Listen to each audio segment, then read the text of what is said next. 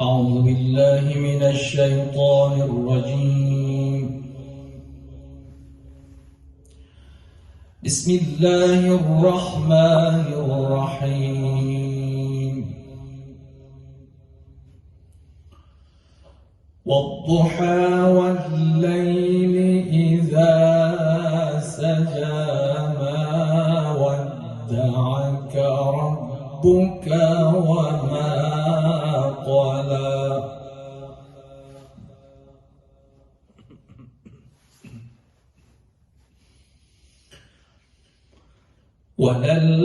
وللآخرة خير لك من الأولى ولسوف يعطيك ربك فترضى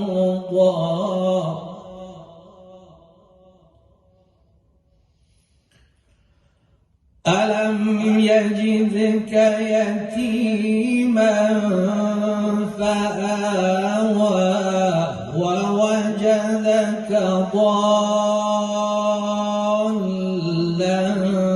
فهدى ووجدك عائلا فأغنى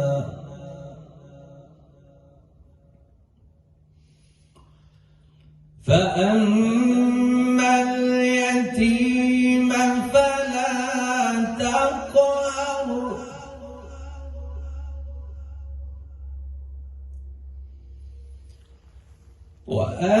وأما السائل فلا تنهر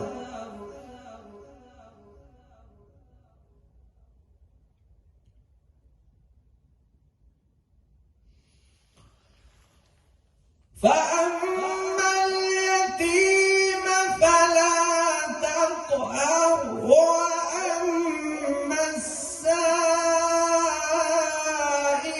فلا تنهر وأما بنعمة ربك فحدث بسم الله الرحمن الرحيم ألم نشرح لك صدرك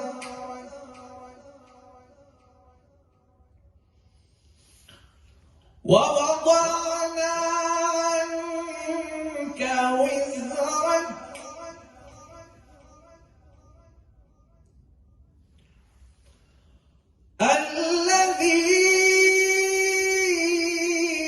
الذي أنقض ظهرك ورفعنا لك ذكرك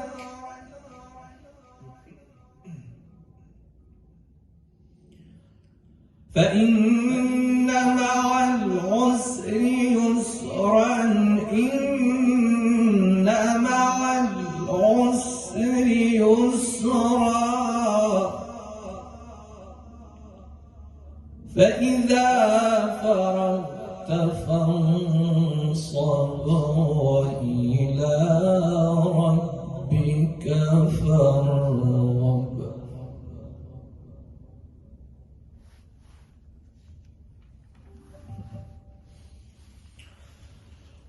بسم الله الرحمن الرحيم والتين والزيتون وطور سينين وهذا البلد الأمين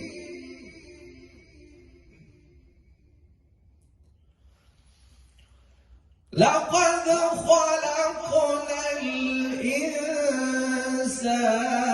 في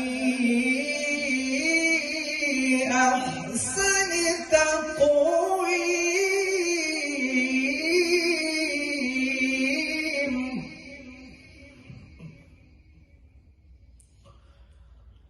ثم رددناه أسفل سافلين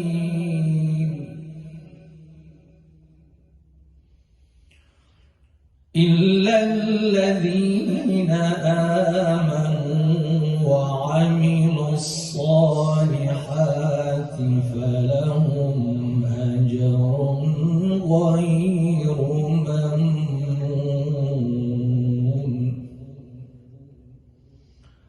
فما يكذبك بعد بالدين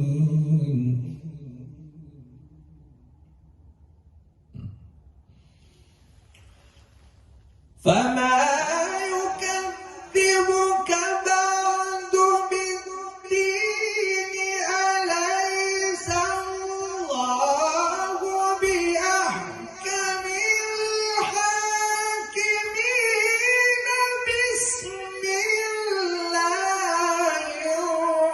الرحمن الرحيم اقرأ باسم ربك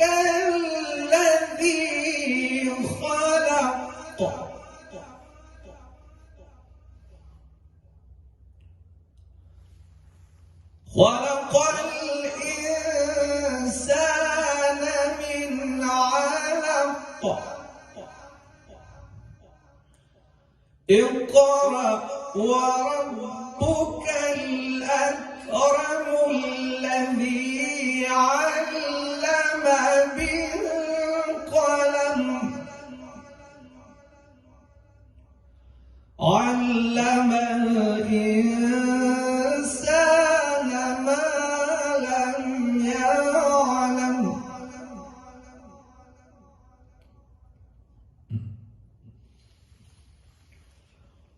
اقرأ باسم ربك الذي خلق خلق الإنسان من علق اقرأ وربك الأكرم الذي علم بالقلم علم الإنسان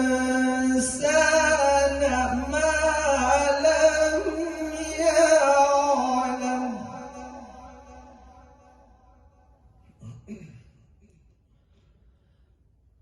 كلا إن الإنسان ليطغى أن رآه استغنى إن إلى ربك الرجعى صدق الله العلي العظيم. أعوذ بالله من الشيطان الرجيم. بسم الله الرحمن الرحيم. الحمد لله الذي لا يبلغ مدحته القائلون ولا يحصي نعماءه العادون ولا يؤدي حقه المجتحدون، الذي لا يدركه بعد الحمم ولا يناله غوص الفطن، ثم الصلاة والسلام على أشرف الأنبياء والمرسلين، حبيب قلوبنا وطبيب نفوسنا وشفيع ذنوبنا، سيدنا ومولانا أبي القاسم محمد. اللهم صل على محمد وآل محمد وعجل فرجهم وأهل بيته الطيبين الطاهرين المعصومين المظلومين، لا سيما بقية الله في الأرضين، صاحب العصر والزمان، خليفة الرحمن إمام الإنس والجان، ولعن الله أعداهم أجمعين إلى يوم الدين.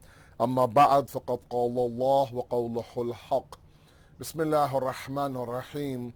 وعسى أن تكرهوا شيئا وهو خير لكم، وعسى أن تحبوا شيئا وهو شر لكم. صدق الله العلي العظيم. اللهم صل على محمد وآل محمد وعجل فرجهم We first of all send our condolences to the Imam of our time and to say that Fatima Zahra Salamun alayha on the arrival of the day of Arbaeen.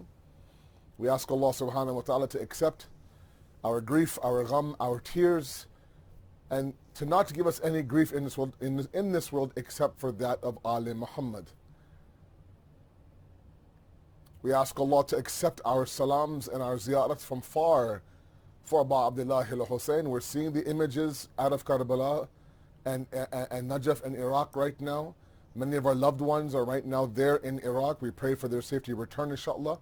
We pray that, inshallah, they come back healthy without any issues whatsoever.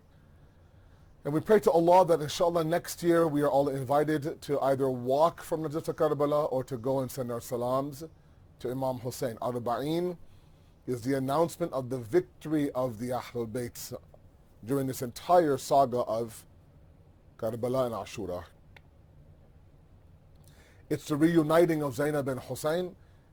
It really is now the announcement and the plantation or the planting of the flag of Azadari and Imam Hussein by Zainab, who took that flag from the day of Ashura, went through Kufa and the bazaars and the courtyard of Sham and made her way back to Karbala now. 1,000 salams to you, Zainab, for what you did. This entire mission would be incomplete without you. Last night, we talked about stress and anxiety in Islam. We talked about the idea of stress management, talked about mental health. Many things right now facing our youth today. And in this attempt now, we have tried to now discuss those issues that sometimes are not understood by everyone, or perhaps even taboo sometimes. Although I must say that this discussion now has picked up speed globally, worldwide, from the manabir, from the pulpits of the masajid, of the mosque, and now what was once perhaps a subject that was not talked about 10 years ago, meaning mental health, is now talked about quite a bit. And last night we talked about the idea that anxiety is not always as simplistic as to say that it is a product of a lack of faith. That if our youngsters today picked up their pace when it comes to worshiping Allah, they wouldn't go through all their anxiety and stress. And like I said last night, absolutely there is an element of calmness, of serenity inside the following of the Sharia. There's a beautiful hadith by Imam Ali alayhi salatu wasalam, Allahumma salli ala Muhammad wa ali Muhammad wa ajil farajahum. He says, Ma yasa'adu ahadan illa bi iqamati hududillah. You will not reach the level of sa'id. You will not be somebody who's truly happy and content inside of you, illa bi iqamati hududillah, except by the establishment, or you live within the hudud, within the limits of Allah subhanahu wa ta'ala. The closer we follow the Sharia of Islam, the more we are able now to find and to discover that elusive inner security and inner serenity that all of us now crave to achieve. Now, furthering along this discussion, I mentioned last night, as a little bit of a segue to tonight, I said, sometimes we run from stress and anxiety because we don't like the way we feel. And I get it. The pit in my stomach, the lack of motivation, all those words that come out, possibly triggers now that are kind of triggered from when we were a child, all those come rushing to the forefront. And to avoid all of that, we numb ourselves, right? Through devices, through binge watching, through food, through God knows what, but we don't tackle the actual issue. And it stems from a larger issue that I don't have time to discuss, and that is that we have not been trained, nor have we been kind of accustomed to sitting in our own uncomfortable feelings.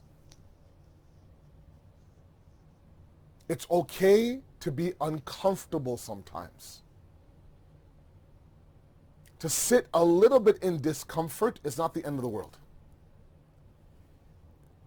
In fact, sometimes it is the very therapy that we need. To travel through territories, neighborhoods, eras, memories inside of us, all inside of us now. To travel through all of that is not easy. It's like saying, look, in order for me to get to my destination, I have to drive through the worst part of town. Highest crime rates, the scariest part of town, unpredictable, have no idea what to expect. But if I want to get to where I want to get to, there's no other route but to drive through that. I have to experience that. There's no other rerouting. You can't. You have to drive. Even the GPS says, look, bro, there's no other way but this way. You got to go through this area. Sometimes in order for us to reach that level of being able now to navigate through our stress, we have to travel through those areas in our past, in our present, inside of us that are uncomfortable, that are scary, that bring about all sorts of wounds that I've been trying to cover now for the longest time, Maulana. And it points to a bigger issue today where now sometimes this society has fed our youth to say, look, don't overstress yourself. If what you're going through right now is consuming you, leave it. Leave it. No, my parents, I mentioned last night, I'm a child of immigrant parents. My father, I remember whenever I saw him, he's trying to fix something inside the house. So I remember one time, my mom had this little radio station, okay? And here in Toronto, back in the day, I think they still do, certain stations, they have Urdu language radio stations, okay? So my mom would work around the house. My mom would sit there and, and would sit there enjoying her tea, let's say, for example, and she put on her station that she would listen to. Sometimes there's news, sometimes there's jokes, sometimes there's, I don't know, whatever the case may be. That was her station. And the small little radio was a staple inside of the kitchen. The main area, the main flowing area of the house. That's where all the action happens inside the kitchen, right? So remember one day now, one button of that little radio popped off. I think the tune knob or something popped off. The volume knob turned off. No idea what happened. It popped off. It couldn't have been bigger than this. Now my father comes home and right away now he pulls out his tool belt, opens up this whole thing now, tries to get things to sometimes the volume will be stuck, sometimes the power button wouldn't pop back open, so he opened this whole thing up now. I see him now on his bed, his tools are there, and he's opened this small little radio thing completely open now. Let's try to fix this one button. And then I accidentally said, Dad, I'll just buy her a new one, don't worry. These things can't cost a lot of money. And I realized that they came from a society, they came from a generation, our parents did, that if it's broken, try to fix it. Whereas we come, and people who are younger than me now, are millennials and Gen Z guys, they come from a society where if it's broken, replace it. Because our parents never had a guarantee of a new radio. So whatever we had to make it work. We're a little bit spoiled to think that, look, you know what, just go on this online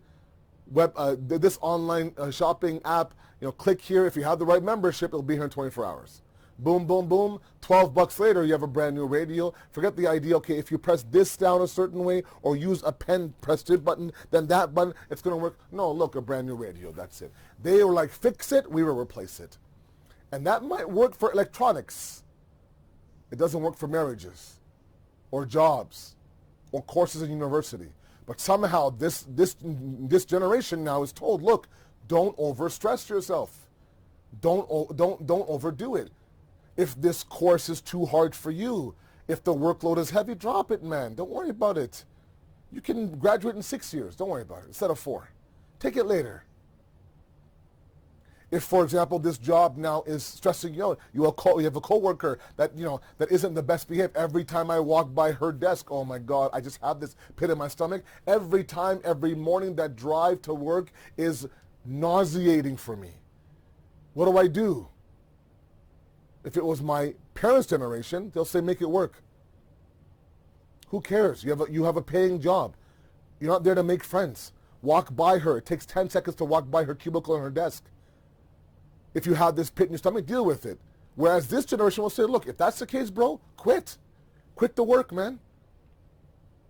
But it's a pandemic. Doesn't matter.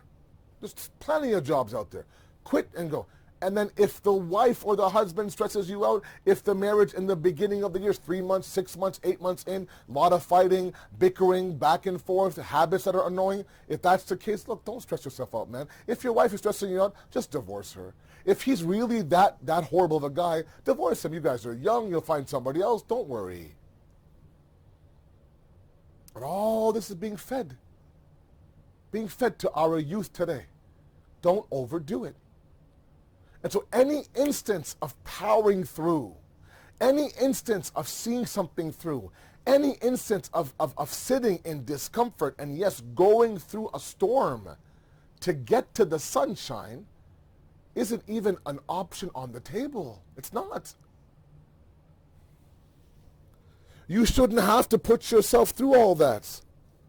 This life is short, man. You do you, bro. You only live once, bro. All this horrendous advice that sometimes in the hip hop and R&B market, that's all these rappers are rapping about. You know, you only live once, man. You do you, bro. You look after number one. And in this individualistic era, this me-centric era that we live in, there's no room for the idea of fighting through something, powering through something, walking through that storm, being uncomfortable with your spouse for a couple of days while you guys figure it out, making sure that you fix it. This is not a radio now that you can just go back, buy a new one, right? It's not some toy that you're finished playing with. You go, you return her and you pick up another girl to marry as a toy. It's not a joke, right? These high divorce rates that sometimes these young couples that fight the world to get married. No, I have to marry him, Molana. It has to be him. Mujhe mohabbat ho gayi. I want to go. Whoa, wait a second, homie. Calm down now.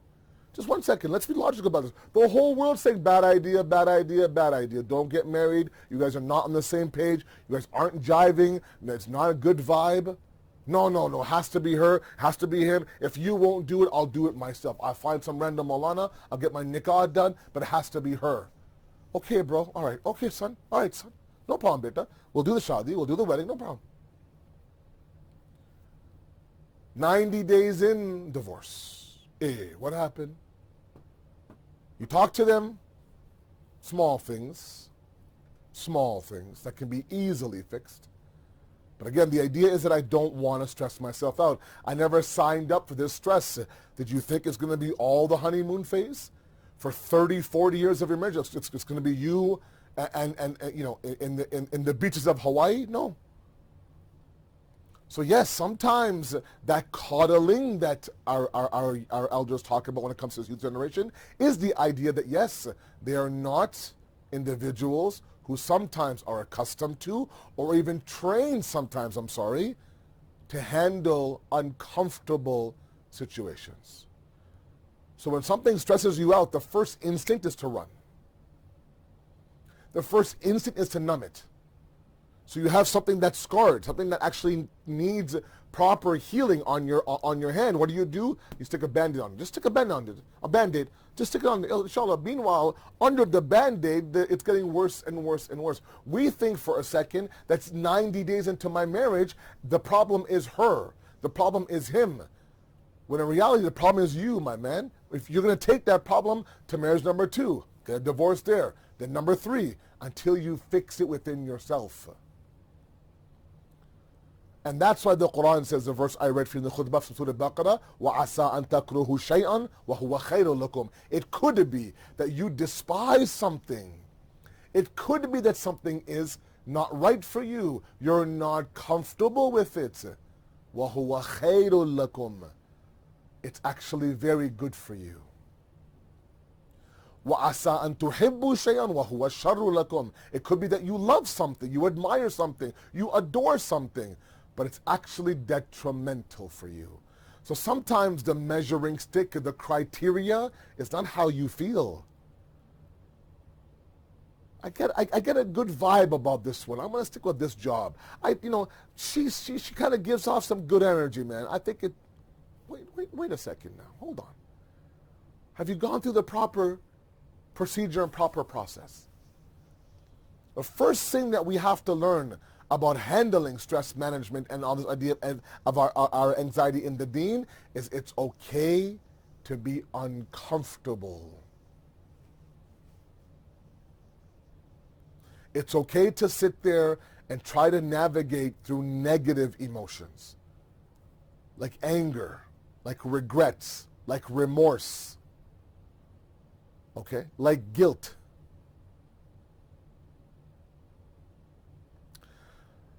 These things are not easy emotions, but sometimes the conclusion by going through the motions are quite positive.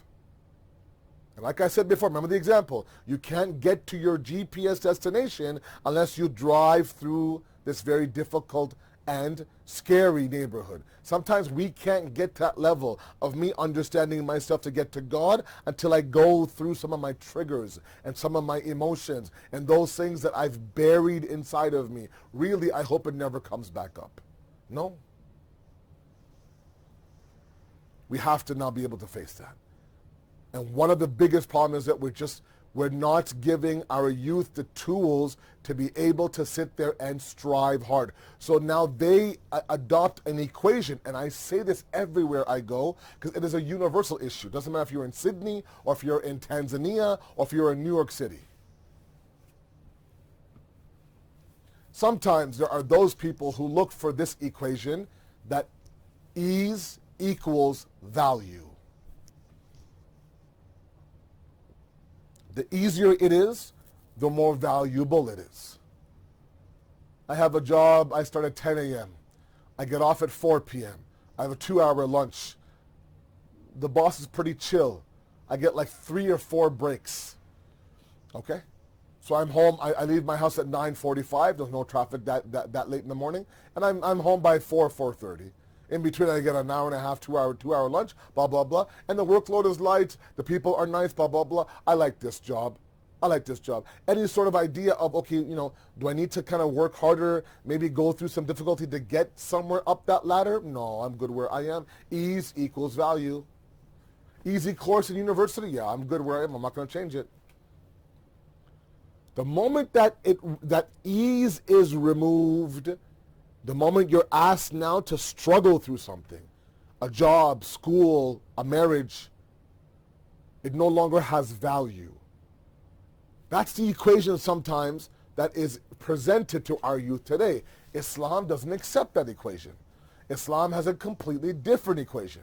Where today's generation has ease equals value, Islam has struggle equals success. The Quran says, لَيْسَ لِلْإِنسَانِ إِلَّا مَا سَعَى. You are nothing but what you strive for. You, the insan, are nothing but what you struggle for. You're known for your struggle. If you struggle for A, you become A. You struggle for B, you become B. If you struggle for this dunya, you become the ahl dunya. If you struggle for the akhir, you become ukhravi in nature. You are a reflection of what you struggle for. It becomes part of your essence.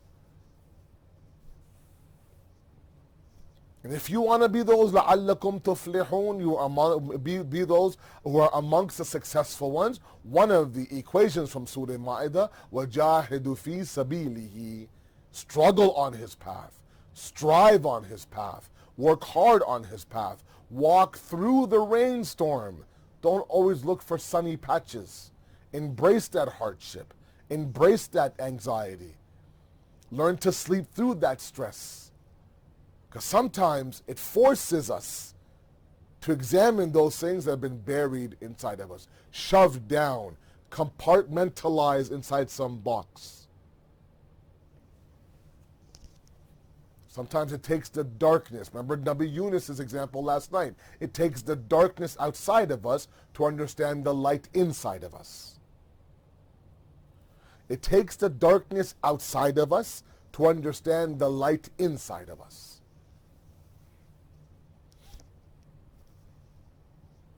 So first thing I want to mention to all of you, halfway through the speech tonight, is the idea that don't shy away from being uncomfortable.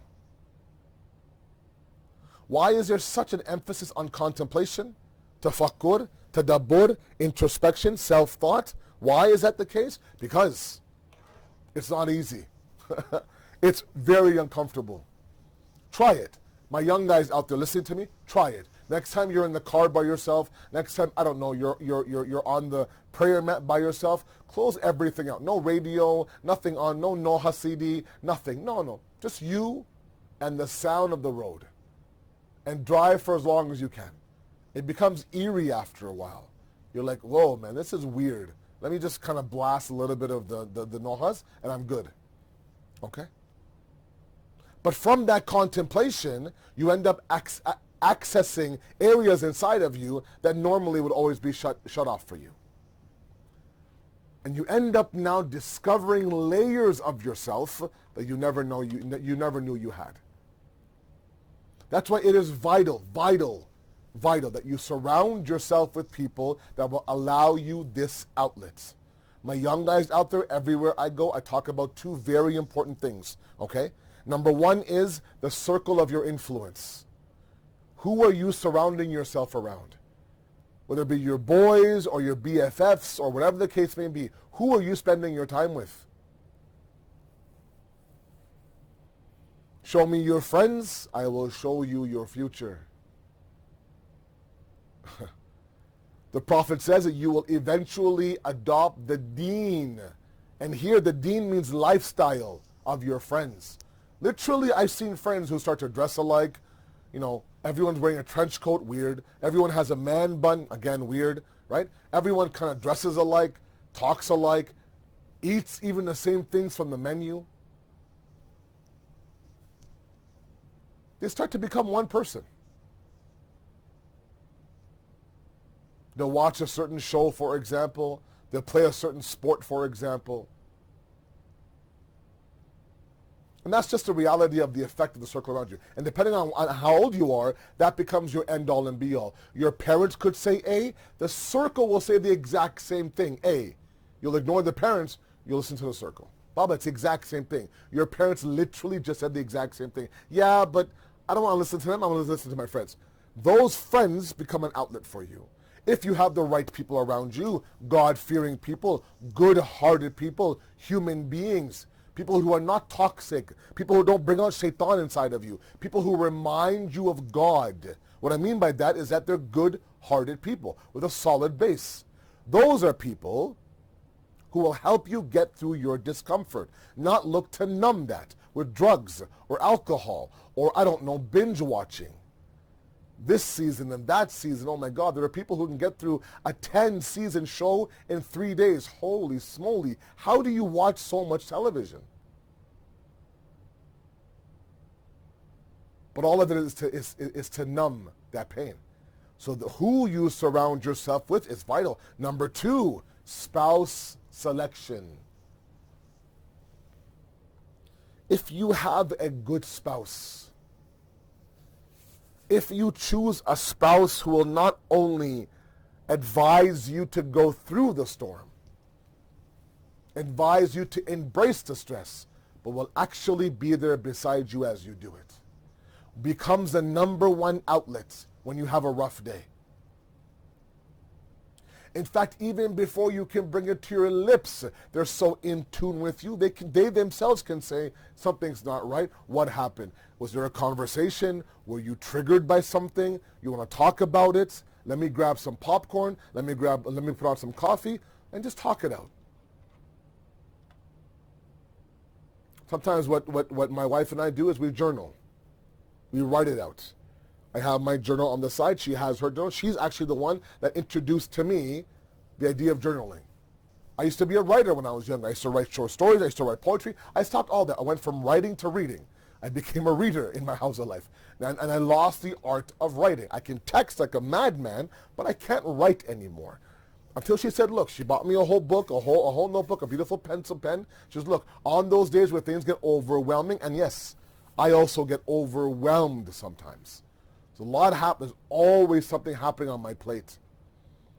It's always very full. My phone is always blowing up. And it weighs heavy on a person. It affects your sleep. She said, when you have those days where the walls are closing in, write it out. Whatever the case may be, you have the right spouse, the world becomes bearable. You have the wrong spouse, the little bit of the issues of this world feels like it is a mountain of difficulty around you. So to my young guys who are right now listening to me, if you have control over who you can marry, or choice, or say, or you're at your life, you're at a point in your life now where you are actually now looking for that, please consider these things. Islam has already laid out a criteria. I don't want to go through all that, but it is vital that we think about these things. Okay? Sometimes green eyes isn't going to serve a purpose for me. Okay, guys? Green eyes. Green eyes. Okay? You want to make sure you have somebody who reminds you of God, who will walk through the storm with you. She'll bring an umbrella, but she'll be right there beside you. And then your circle of influence. So the first portion of this speech is be uncomfortable. It's not blasphemous. Don't run from things that might be difficult. Okay? You end up discovering things about yourself that in no other circumstance you could discover. It takes the darkness. It takes somebody now to scratch rock bottom. It takes sometimes someone like me to fall flat on my face to say, I just discovered this about myself. I could not have if I continued the way I continued. Point number 2 is when we talk about the causes of our stress and anxiety, those underlying causes. Look, there are moments of stress. Then there is that undercurrent of stress that kind of always comes to the top. I push it down. It's always there. It's lingering there. Okay? Until I decide to actually what? I actually address it. There are a lot of us who have triggers from when we are younger. Things that our parents said to us when we were 9 years old. Bullied in school, right? For example, I was somebody who was the heavy kid in school, or I was the unathletic one, or I was the one who never had the best clothing, for example. My teachers told me you would amount to nothing. Always the last kid picked in sports. All that is inside of us. And while we might think, people, like myself in our 40s and 50s, we might think, that was then, I'm over it now. You'll be surprised how that comes back now to haunt you. I know guys in their 30s right now who have zero confidence in themselves.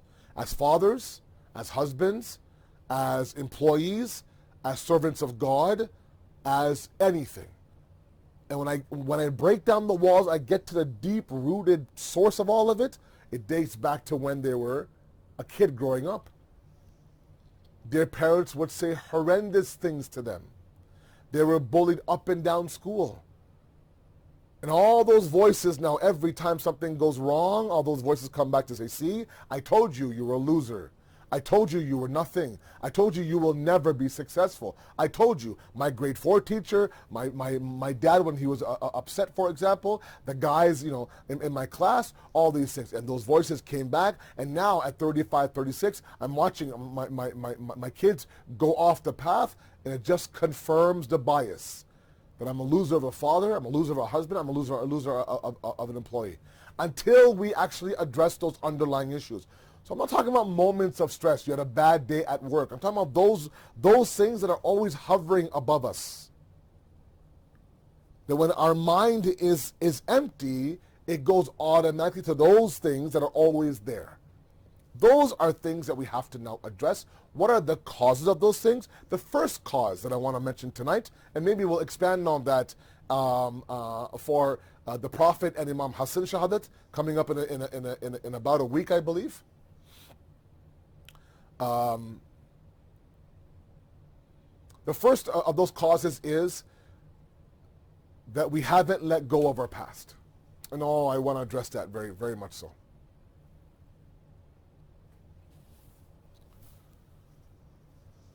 Sometimes the problem is that we know ourselves. And yeah, it's a problem. We know ourselves so much to the point where we end up taking a portion of ourselves and we hide that portion from ourselves. Okay? So any sort of remembrance, we have an old book from when we were in grade 8, for example, or there's, I don't know, a reminder or a guy that we run into in the mall at the center maybe. That brings up all those things that we did when we were 14, 15 years old. You're like, I don't want to go down that road. I can't face myself with all the problems that I did, all those mistakes I made, all those sins I committed. And meanwhile, I've done tawbah, I went back to Allah, I begged Him the amal of qadr, I went to Karbala, I went for Hajj, I begged Him. And he tells me, you come to me sincerely, I will forgive you as if the sin never happened.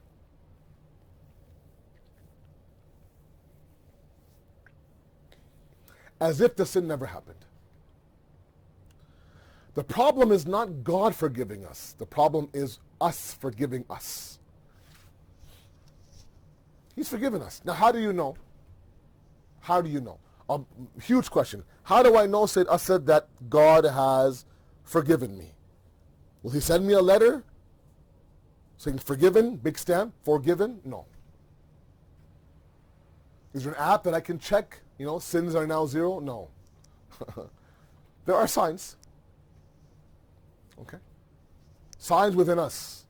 The first sure tell-all sign that the sin that you committed has been forgiven is that there is a change in your character. There's elevation.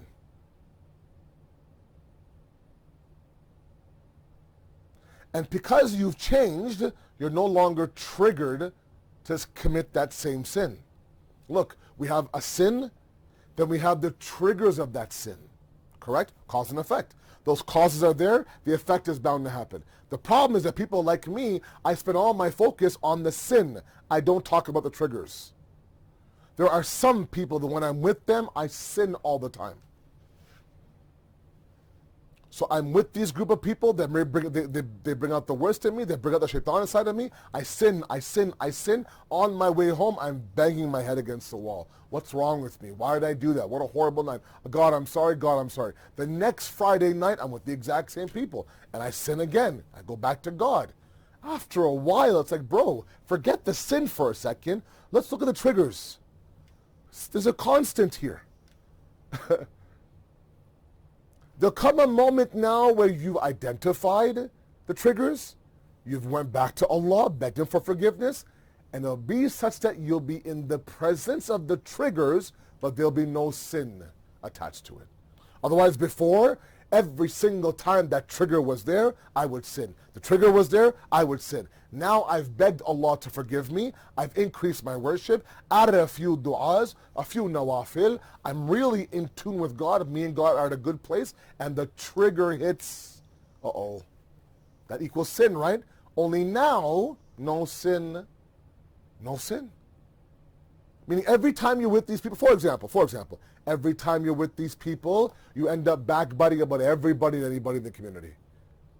Talk about that couple and this person and those kids and blah, blah, blah. Just a nice gossip bashing session.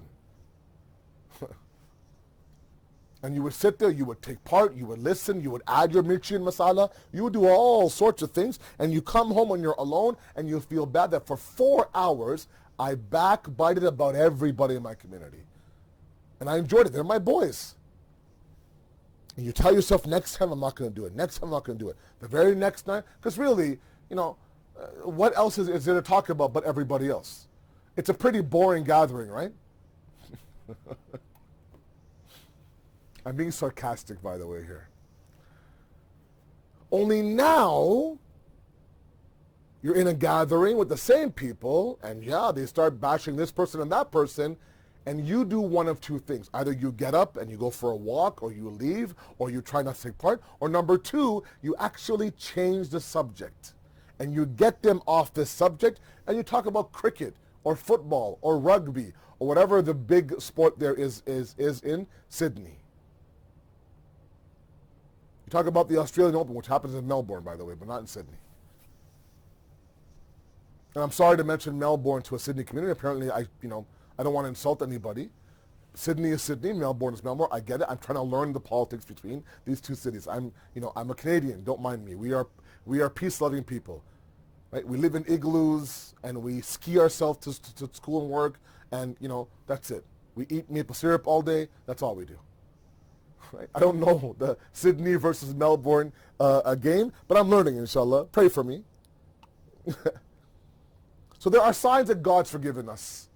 The problem is not him, I'm telling you. He's more merciful than we will ever deserve. Any one of you who are hopeless when it comes to God, you have no reason to be. God has never, ever made you feel like he will not listen to your forgiveness. The problem is us. We don't forgive ourselves. We beat ourselves up. We convince ourselves that we are nothing. We tell ourselves that I'm worthless. I can never be that good, right? We have this bias when it comes to myself, and we confirm that bias with every little experience outside of us. So if I think, for example, that I can never be good in the eyes of God. God will never love me. God will never look at me with his eyes of grace. I don't deserve it. I don't deserve it. And that's the bias I have when it comes to me. I'm a horrible believer. I'm a bare minimum Muslim. I barely do that. There's no way that he's going to accept me. I have that bias when it comes to me. And now everything I experience does nothing but confirms that bias. So if I, for example, miss Fajr one morning, I wake up, see, I told you, I'm not a good believer. This one Fajr is proof of it.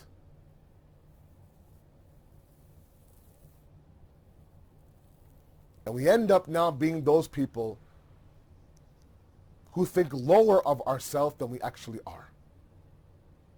And that causes us stress. Because now I have this whole closet full of skeletons when I was 14, 15 years old, and now this mountain of guilt because I'm not a good believer for God. Meanwhile, he's given me a very, very, very privileged life in Sydney, Australia.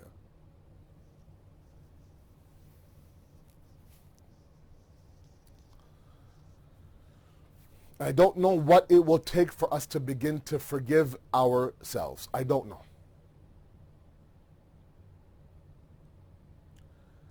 But what I do know is that we have to continue to move forward. I'll give a very simple example and then we'll move towards Masayib. It is Arbaeen, and I want to spend a little bit more time on Masayib tonight, inshallah.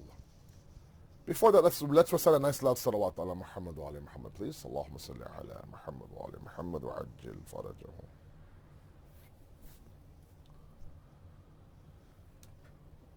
I want you to imagine a person who's driving your car. There's a rear view mirror that's very, very small, a massive windshield in front of you, right? A massive windshield in front of you, a small mirror here so you could see behind you. Imagine you're in the car with somebody as a passenger and they're driving, but they're driving like this, looking behind them. Oh, I hit that curb, I run over that raccoon, I hit that garbage truck, I hit that speed hump really hard, and meanwhile you're driving forward, but you're looking behind you. You would say, bro, forget what you hit. Just make sure you don't hit it ahead of you. There's another raccoon coming in a mile. There's another curb coming in a couple of minutes. Another garbage can is right now ahead of you. There's a reason why the windshield is 4 times the size of the rear view mirror. The rear view mirror, we check once in a while to make sure we learn from our mistakes. But we ensure that we're always looking forward. Look ahead. Look ahead. Allah does not require you to be ma'soom. Let me come inside the camera to make this point even clearer. Allah does not require you to be ma'soom to pray to him. I'm sorry. Hadith says Allah is with the brokenhearted. Allah. Oh, it brings me tears in my eyes. Allah is with the brokenhearted.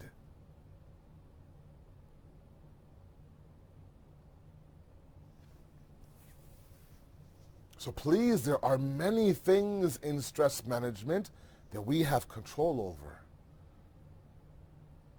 We can revisit our past without destroying our future. Even if your closet is filled with skeletons, you've made a mountain of mistakes. The biggest sin that you can commit, that I can commit, and please understand this statement very well, and then move towards Masayib.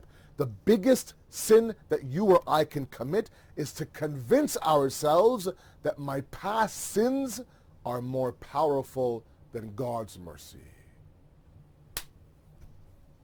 That's it. That's the statement. The moment you've done that, you've disrespected God. He's time and time again told you, I am Rahman, I am Rahim. I am Rahman, I am Rahim. Start everything in my Rahmaniyat and my Rahimiyat. How much more hope do you need? Remind yourself 20 times a day in Salat. In the Bismillah, there's 2 times. In Surah Alhamd again. Alhamdulillah Rabbil Alameen, Ar-Rahman Ar-Rahim. 20 times a day, he says, remind yourself, not of my wrath, not of my anger, not of my punishment, not the squeezing of my graves. No, of my mercy and my compassion. Mercy for everybody, mercy for a specific few.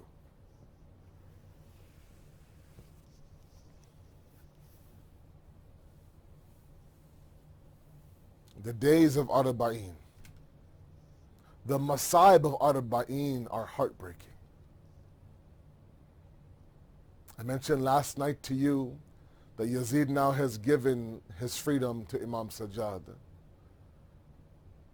and assigns Nu'man ibn Bashir to ensure this qafilah of the Prophet's family gets back to Medina properly. When they reach a fork in the road, one path goes towards Medina, one path goes towards Karbala, Bibi Zainab instructs Imam Sajjad, tell Ibn Bashir to go back towards Karbala. As the qafilah now is going back towards Karbala, the very first Za'ir of Imam Hussein, the first visitor of Imam Hussein, is one of the oldest companions of Rasulullah, Jabir ibn Abdullah Ansari. Jabir saw 5 Imams in his lifetime.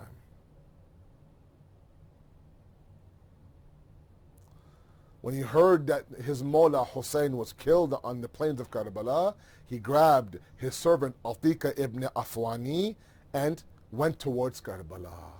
They arrive on the plains of Karbala during the days of Arbaeen, and Jabir goes towards Furat.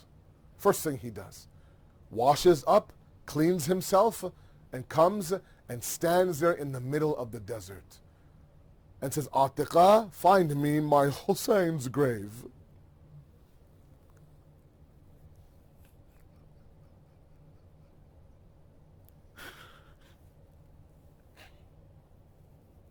He says, Jabir, there's no marks on these graves. I don't know who's who. I don't know where Hussein's grave is. He says, don't worry. He goes, just place me in an area, there's lots of graves. I will find my Mawla Hussein's grave. Jabir stands there in the middle of so many graves. And he begins to call out in that desert, Ya Hussein, Ya Hussein. Ya Hussein, 3 times he calls Hussein. How could it be? He says that your lover is calling you, but the beloved does not answer the call. How could it be that I'm calling you and you don't answer the call? This is Jabir, you are Hussein, but how could you answer? Jabir says, there is zakhm upon zakhm, scar upon scar. How could it be that you answer, your body is trampled, your ribs are cracked, your head is severed from your body, there's blood pouring all over your body. How could it be? And now he begins to now cry and calls out to Hussein. Jabir now becomes very emotional. At that moment now Atika says, Jabir, there's a qafilah coming from afar. Maybe we should move a little bit away. Jabir says, can you describe this caravan for me?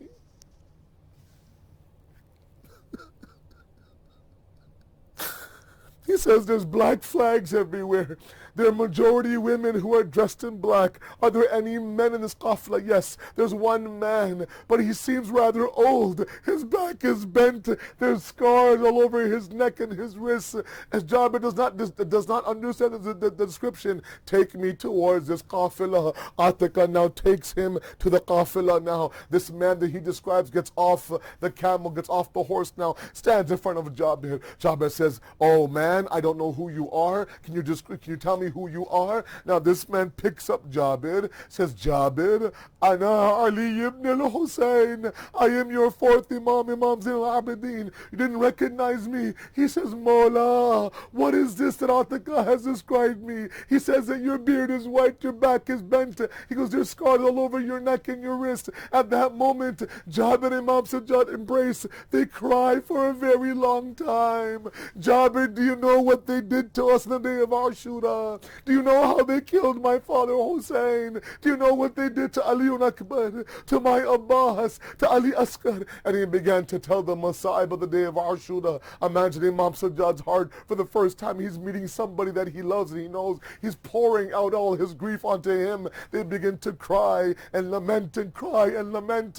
And then at that moment now, Imam Sajjad says, Jabir, let's move to one side. My puppy Amma Zainab is coming to give her ziyarat and her salams to my father Hussein. Now Zainab enters the Maidan of Karbala. That Maqtal Maidan, the last time she was there, until Zainabiyya 70 feet away from when Hussein was killed. Now she approaches the grave of Hussein ever so slowly. Rabab on one side, Kulthum on the other. They approach the grave of Hussein. That's somebody's brother's grave. That's somebody's husband's grave. They begin to sit now, pick up the khak of the grave, and they put it on their head. They begin to cry and lament. And cry and lament. This is the first time that they were crying without somebody whipping them. This is the first time that they were crying for Hussein without somebody stopping them. And then Zainab says this historical statement, Ya Bahiyya, my heart is completely filled with joy that I'm able now to grieve for you for the first time. But at the same time, I'm very, very sharminda. I'm very guilty in front of you. Why are you guilty, Zainab? On the day of Ashura, he had two messages for Zainab. Zainab, in your Salatul Layl, don't forget me. Number two is I'm leaving behind my 4-year-old Amanat. Take care of my Sakina. Look after my Sakina. Protect my Sakina. Oh, Bhaiya Hussein, I left your Amanat in the Zindan of Sham. Fatima Hussein, Ya Hussein, Ya Hussein. أعوذ بالله من الشيطان الرجيم. أزور السادة ووالي محمدا وآل محمد أصالة عن نفسي ونيابة عن والدي وعن صاحب العصر والزمان وعن جميع المؤمنين والمؤمنات قربة إلى الله تعالى. السلام عليك يا رسول الله يا محمد بن عبد الله ورحمة الله وبركاته. السلام عليك يا أمير المؤمنين ويعسوب الدين يا علي بن أبي طالب ورحمة الله وبركاته. السلام عليك يا سيدتي ويا مولاتي يا فاطمة الزهراء يا سيدة نساء العالمين ورحمة الله وبركاته. السلام عليك يا سيدي يا حسن بن علي المجتبى ورحمة الله وبركاته. السلام عليك يا وارث آدم صفوة الله. السلام عليك يا وارث نوح النبي الله. السلام عليك يا وارث إبراهيم خليل الله.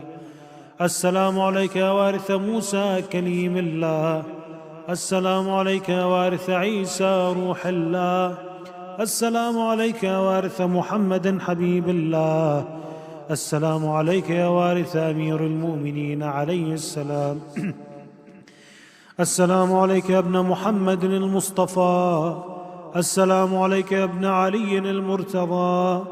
السلام عليك يا ابن فاطمة الزهراء. السلام عليك يا ابن خديجة الكبرى.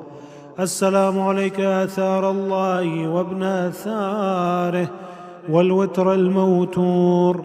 أشهد أنك قد أقمت الصلاة وآتيت الزكاة وأمرت بالمعروف ونهيت عن المنكر وأطعت الله ورسوله حتى أتاك اليقين. فلعن الله أمة قتلتك ولعن الله أمة ظلمتك ولعن الله أمة سمعت بذلك فرضيت به. يا مولاي يا أبا عبد الله، أشهد أنك كنت نورا في الأصلاب الشامخة والأرحام المطهرة، لم تنجسك الجاهلية بأنجاسها ولم تلبسك من مدلهمات ثيابها، وأشهد أنك من دعائم الدين وأركان المؤمنين، وأشهد أنك الإمام البر التقي الرضي الزكي الهادي المهدي، وأشهد أن الأئمة من ولدك كلمة التقوى وأعلام الهدى والعروة الوثقى والحجة على أهل الدنيا. وأشهد الله وملائكته وأنبياءه ورسله أني بكم مؤمن وبيا بكم موقن، بشرائع ديني وخواتيم عملي، وقلبي لقلبكم سلم وأمري لأمركم متبع. صلوات الله عليكم وعلى أجسامكم وعلى أرواحكم وعلى أجسادكم وعلى أجسامكم وعلى شاهدكم وعلى غائبكم وعلى ظاهركم وعلى باطنكم، بأبي أنت وأمي يا ابن رسول الله، بأبي أنت وأمي يا أبا عبد الله. لقد عظمت الرزية وجلت المصيبة بك علينا وعلى جميع أهل السماوات والأرض، فلعن الله أمة أسرجت وألجمت وتهيأت لقتالك يا مولاي يا أبا عبد الله. قصدت حرمك وأتيت إلى مشهدك، أسأل الله بالشأن الذي لك عنده وبالمحل الذي لك لديه أن يصلي على محمد وآل محمد، وأن يجعلني معكم في الدنيا والآخرة. السلام عليك يا سيدي يا علي بن الحسين السجاد ورحمة الله وبركاته. السلام عليك يا سيدي يا محمد بن علي الباقر ورحمة الله وبركاته. السلام عليك يا سيدي يا جعفر بن محمد الصادق ورحمة الله وبركاته. السلام عليك يا سيدي يا موسى بن جعفر الكاظم ورحمة الله وبركاته. اللهم صل على علي بن موسى الرضا المرتضى الإمام التقي النقي، وحجتك على من فوق الأرض ومن تحت الثرى، الصديق الشهيد، صلاة كثيرة تامة زاكية متواصلة متواترة مترادفة كأفضل ما صليت على أحد من أوليائك. السلام عليك يا سيدي يا محمد بن علي الجواد ورحمة الله وبركاته. السلام عليك يا سيدي يا علي بن محمد الهادي ورحمة الله وبركاته. السلام عليك يا سيدي يا حسن بن علي العسكري ورحمة الله وبركاته. السلام عليك يا صاحب الزمان ويا شريك القرآن يا قائم آل محمد ورحمة الله وبركاته. اللهم كن لوليك الحجة ابن الحسن صلواتك عليه وعلى آبائه في هذه الساعة وفي كل ساعة وليا وحافظا وقائدا وناصرا ودليلا وعينا، حتى تسكنه أرضك طوعا وتمتعه فيها طويلا برحمتك يا أرحم الراحمين. وصلى الله على محمد وآله الطاهرين. لتعجيل الفرج واستجابة الدعاء وقبول الأعمال وقضاء الحوائج وشفاء المرضى ولأرواح أموات المؤمنين والمؤمنات، نهدي الجميع ثواب المباركة الفاتحة مع الصلوات.